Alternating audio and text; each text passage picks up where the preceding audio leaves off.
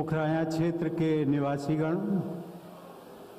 तथा इस समारोह में प्रमुख रूप से उपस्थित राज्यपाल श्रीमती आनंदीबेन पटेल जी, मुख्यमंत्री श्री योगी आदित्यनाथ जी, लोकसभा सांसद श्री भानु प्रताप सिंह वर्मा जी, विधायक श्री विनोद कुमार कटियार जी, पोखराया नगर पालिका परिषद के अध्यक्ष श्री सत्य प्रकाश संखवार जी, देवियों और सज्जनों और विशेष करके हमारे युवा साथियों, मैं देख रहा था कि सबसे पीछे युवा शक्ति खड़ी हुई है। युवाओं में ऊर्जा होती है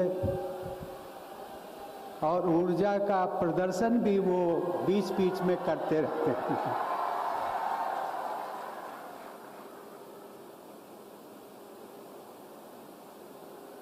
आज जब मैं आप सबके बीच में आया तो मेरी बहुत सारी पुराने यादें ताजा हो गई। सचमुच में आज से ठीक 30 बरस पहले, 30 बरस का बहुत लंबा समय होता है, वर्ष 1991, और उस समय एक राजनीतिक दल ने मुझे घाटमपुर लोकसभा का चुनाव लड़ाया था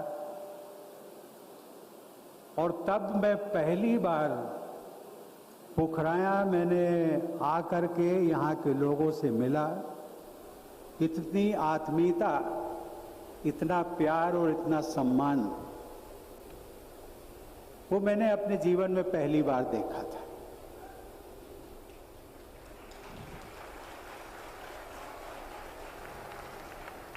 और मैं पिछले 30 वर्षों तक बहुत गंभीरता के साथ ये अब बात मैं कहता हूं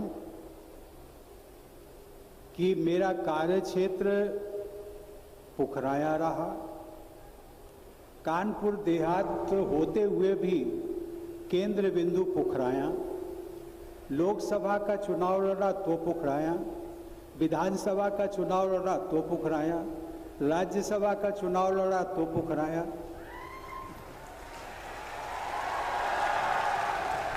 और सही मायने में राष्ट्रपति भवन भी पहुंच गया तब भी केंद्र बिंदु पोखराया ही रहा।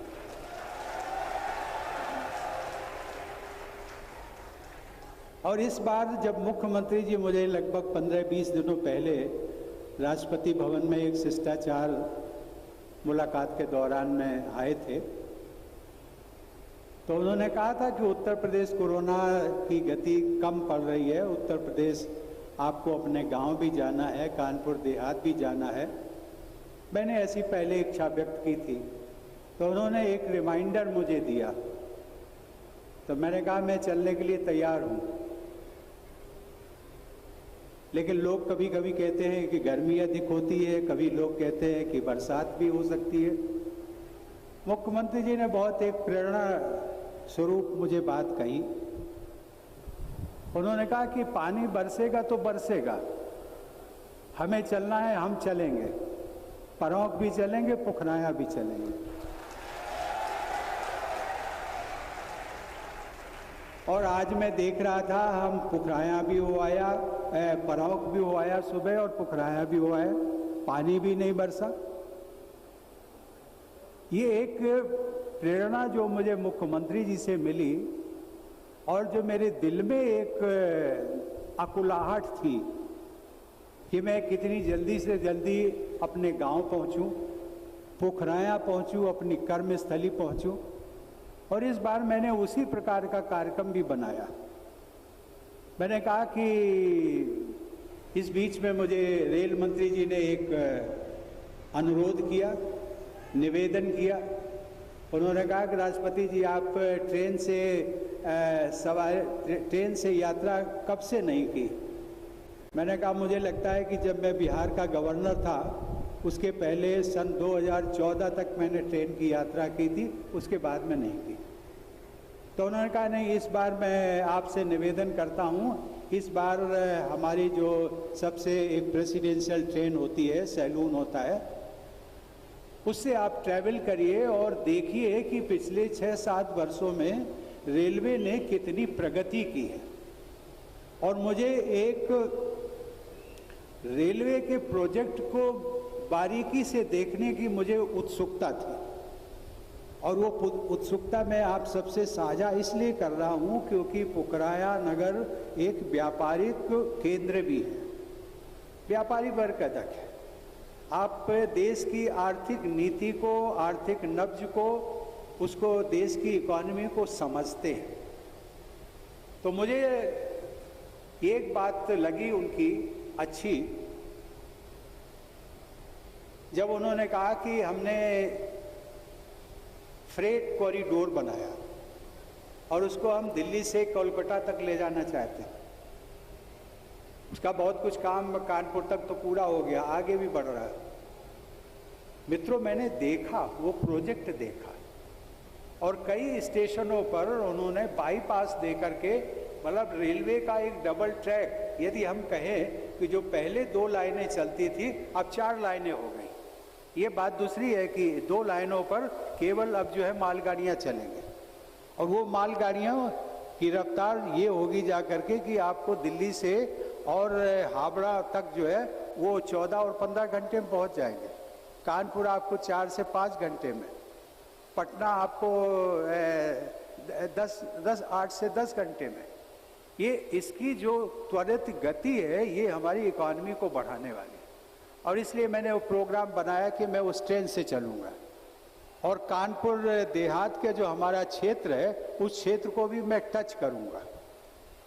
तो कानपुर के लिए जब निकला तो सबसे पहले मेरा हाल्ट जो था 25 तारीख को झींझक रखा, और झींझक इसलिए क्योंकि वो रसूलाबाद क्षेत्र में आता, रसूलाबाद विधानसभा में।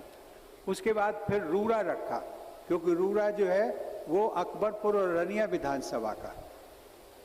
तो मुझे लगा कि 2 हमारी विधानसभाएं बचती हैं कानपुर देहात की, एक है सिकंदरा और चौथी है भोगनीपुर।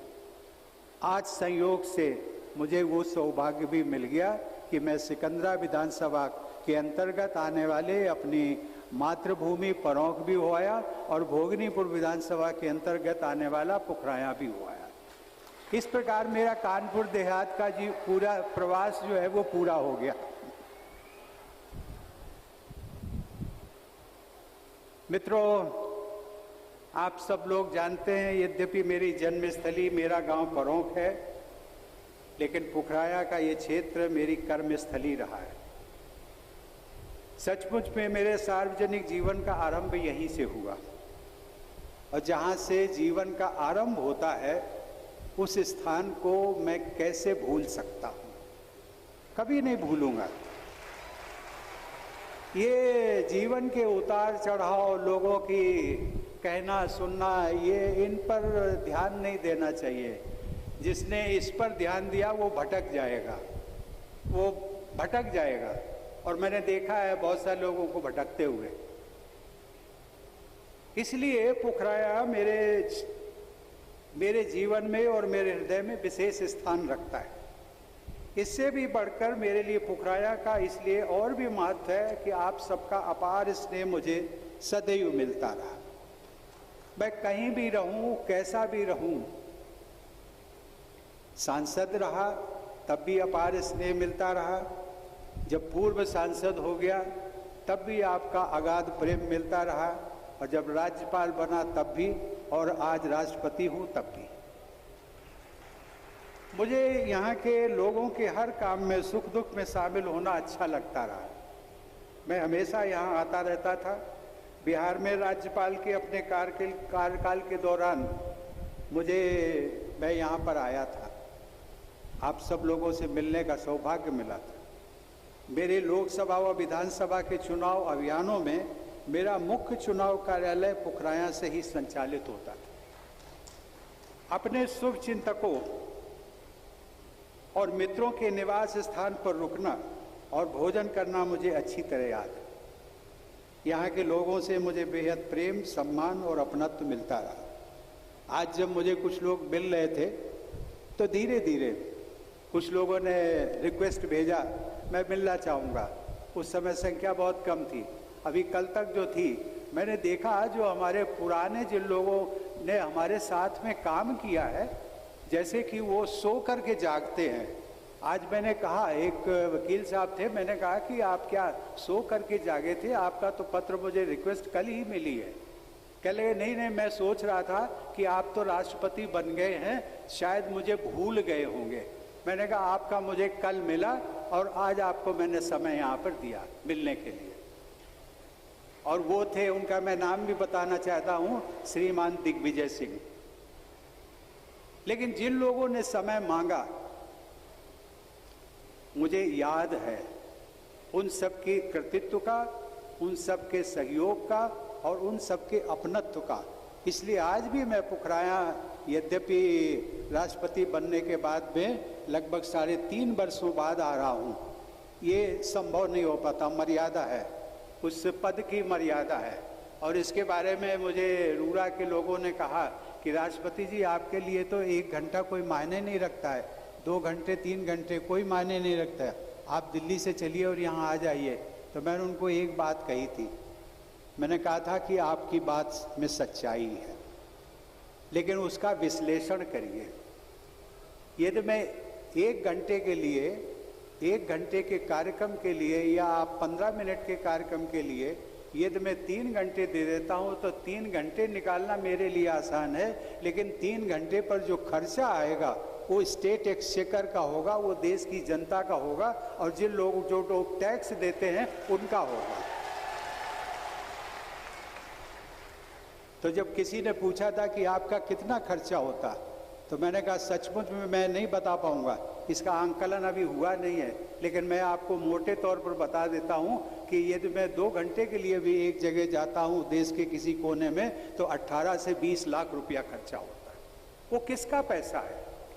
आपका पैसा है, हमारा पैसा है, जो टैक्स देते हैं उनका पैसा है। इससे तो अच्छा है कि हमारी टेलीफोन पर बात हो जाए, आपको हम शुभकामना दे दें, आपको हम पत्र लिख करके अपनी शुभकामना, आपके परिवार में कुछ मंगल कार्य है उसके लिए अपनी प्रेरणा दे दें, तो वो तो मुझे अच्छा लगता है। तो मैंने कहा इसमें मेरा भी आप सहयोग करिए। मैं अपने सार्वजनिक जीवन की शुरुआत में जो लोगों ने स्नेह और शक्ति अपनी जीवन यात्रा में मुझे आत्मविश्वास के साथ साथ आगे बढ़ते रहने का एक मार्गदर्शन दिया, आप सबके प्रेम और शुभकामनाओं की बदौलत मैं न केवल उच्चतम न्यायालय तक पहुंचा, बल्कि वहां से राज्यसभा, राज्यसभा से राजभवन तथा राजभवन से राष्ट्रपति भवन तक पहुंच पाया। इस सब का श्रेय, कभी कभी लोग मुझे पूछते हैं कि आप किसको श्रेय देंगे, तो मैं कहता हूं कि मैं इसका श्रेय पुखराया व कानपुर देहात की धरती को देता हूं और वहां के लोगों के आशीर्वाद को देता हूं। देश के सर्वोच्च पद की जिम्मेदारी को निभाने का अवसर मिलना मेरी कल्पना से परे था, कभी सोचा भी नहीं था। जो संभावना कल्पनातीत थी उसे आप सबके स्नेह और हमारे लोकतंत्र की आदर्श व्यवस्था ने यथार्थ रूप दे दिया। हमारे जनतंत्र में अवसर की समानता को सुनिश्चित करके हमारे स्वाधीनता सेनानियों तथा संविधान निर्माताओं ने एक क्रांतिकारी परिवर्तन किया है। मैं भारतीय गणतंत्र के उन सभी निर्माताओं को सादर नमन करता हूँ। बहनों और भाइयों, आज मुझे अपने कुछ प्रियजनों, मित्रों और विशिष्ट जनों का स्मरण होता है जो अब हमारे बीच में नहीं है। ऐसी दिवंगत विभूतियों में सत्यनारायण सचान, राजा राम तिवारी, उदय नारायण अग्रवाल, डॉक्टर बिशंबर सचान, डॉक्टर धर्मनारायण अग्रवाल, केदार द्विवेदी, सीताराम गोयल, अरविंद सचान और कमल रानी वरुण शामिल हैं, जिनकी पूर्ण स्मृतियां मेरे हृदय में आज भी बनी हुई है। मुझे प्रसन्नता है कि इस क्षेत्र के लोग आज भी निरंतर मेरे संपर्क में रहते हैं। सतीश मिश्रा, डॉक्टर जय गोयल, बंसलाल कटियार, मोहम्मद शेख जैसे बहुत से शुभचिंतक मेरे साथ जुड़े रहते हैं। इनके माध्यम से मुझे इस क्षेत्र तथा यहाँ के लोगों के बारे में लगातार जानकारियाँ मिलती रहती हैं। सन 2016 में डॉक्टर अवध दुबे ने इस क्षेत्र में एक आधुनिक नेत्र चिकित्सालय के उद्घाटन के अवसर पर मुझे आमंत्रित किया था। उस समय मैं बिहार का राज्यपाल था। उस कल्याणकारी पहल से जुड़े समारोह में शामिल होकर मुझे बहुत संतोष का अनुभव हुआ था। आज मुझे ये जानकर प्रसन्नता हुई कि उस नेत्र चिकित्सालय द्वारा इस क्षेत्र के लोगों की सराहनीय सेवा की जा रही है। बहनों और भाइयों, आज पूरी मानवता एक अदृश्य वायरस द्वारा फैलाई गई वैश्विक महामारी के प्रकोप से जूझ रही है। कई पीढ़ियों बाद आई ऐसी आकस्मिक आपदा ने सभी देशों को झकझोर कर रख दिया। बहुत बड़ी संख्या में लोगों ने अपने परिवारजन, प्रियजन और मित्रों को खोया है। केंद्र सरकार और राज्य सरकारें तथा कोरोना योद्धा इस महामारी का सामना करने के हर संभव प्रयास करते रहे और इन प्रयासों के बल पर स्थितियों में बहुत सुधार भी हुआ। परंतु इस महामारी से मुक्ति प्राप्त करने के लिए सबसे अधिक आवश्यकता है सावधानी बरतना और सुझावों को अमल में लाना। ये सावधानी ही सबसे प्रभावी कवच सिद्ध हो सकती है। उत्तर प्रदेश में सबसे बड़ी आबादी वाला देश में सबसे बड़ी आबादी वाला राज्य है। राज्य के अधिकांश क्षेत्रों में बहुत घनी आबादी बसती है। इसलिए महामारी की समस्या से उत्पन्न चुनौतियां उत्तर प्रदेश में और भी व्यापक और विशाल स्वरूप ले सकती हैं। परंतु राज्य सरकार द्वारा किए गए समग्र प्रयासों के कारण इस महामारी पर अंकुश लगाना संभव हुआ है। साथ ही जरूरतमंदों की सहायता के लिए केंद्र सरकार द्वारा उपलब्ध कराई गई सुविधाएं लोगों तक प्रभावी ढंग से पहुंचाई जा रही हैं। इन सभी प्रयासों के लिए राज्यपाल श्रीमती आनंदीबेन पटेल और मुख्यमंत्री श्री योगी आदित्यनाथ जी की मैं प्रशंसा करता हूँ। हाल ही में 21 जून को हम सब ने अंतर्राष्ट्रीय योग दिवस मनाया। मैं इस योग दिवस का जिक्र जानबूझकर कर रहा हूँ। उस अवसर पर योग पर आधारित जीवन शैली के महत्व के बारे में जागरूकता बढ़ाने के लिए विशेष आयोजन किए गए। प्रधानमंत्री श्री नरेंद्र मोदी ने योग से सहयोग तक का संदेश जन जन तक प्रेषित किया। हम सभी को योग के बहुत कुछ आसन प्राणायाम अपने जीवन के अनिवार्य अंग बनाने चाहिए और मिलजुल कर समाज में इसका प्रचार प्रसार करना चाहिए। इससे न केवल हम इस महामारी की आपदा का सामना कर सकेंगे बल्कि एक स्वस्थ समाज एवं राष्ट्र का निर्माण करने में भी सफल होंगे, क्योंकि हमारा इम्यूनिटी सिस्टम बढ़ेगा। इस महामारी पर नियंत्रण पाने के लिए टीकाकरण के अभियान आयोजित किए जा रहे हैं। टीकाकरण के विस्तार और रफ्तार में निरंतर वृद्धि हो रही है।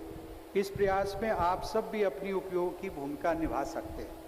आप सबकी जिम्मेदारी है कि न केवल आप स्वयं जल्दी से जल्दी टीका लगवाएं बल्कि दूसरों को भी प्रेरित करें और उनका टीकाकरण सुनिश्चित करें। मैं आप सबकी ऐसा करके आप एक जागरूक नागरिक के कर्तव्यों का निर्वहन करेंगे। मैं आपकी जानकारी के लिए बता रहा हूं कि मेरे भी दोनों टीकाकरण के दोनों डोजेज लग चुके हैं और मैं प्रेरित करता रहता हूं।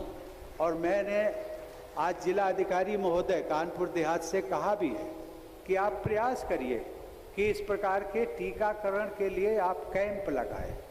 जिन लोगों ने लगवा लिए हैं उनकी जिम्मेदारी बनती है कि आप कम से कम अपने परिवार के, अपने पड़ोसी, अपने रिश्तेदार उनको प्रेरित करें और उनको ले जा करके टीकाकरण केंद्र पर उनके टीके लगवाएं।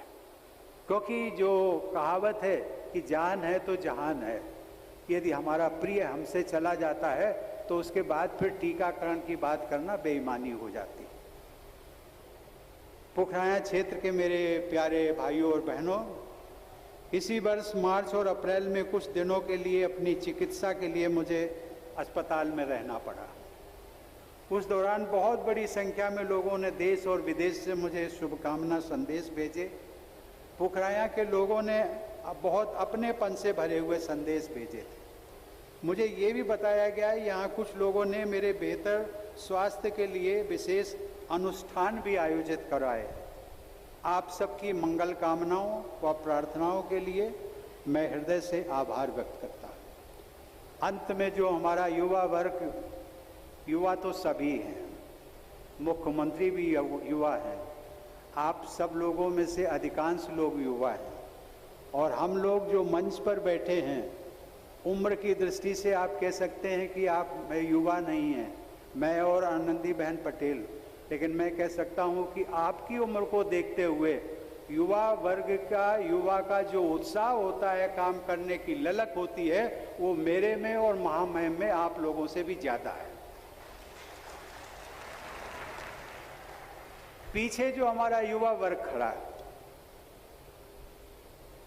युवाओं साथियों, आप न केवल कानपुर देहात या उत्तर प्रदेश के भविष्य हैं, बल्कि इस देश का भविष्य हो।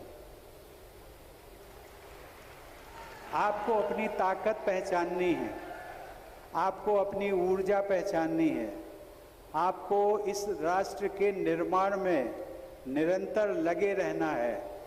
अपने व्यक्तित्व और कृतित्व के आधार पर मैं ये गर्व के साथ कह सकता हूं कि पुखराया का युवा वर्ग एक बहुत जागरूक युवा वर्ग है। आप आगे बढ़ेंगे, पुखराया आगे बढ़ेगा।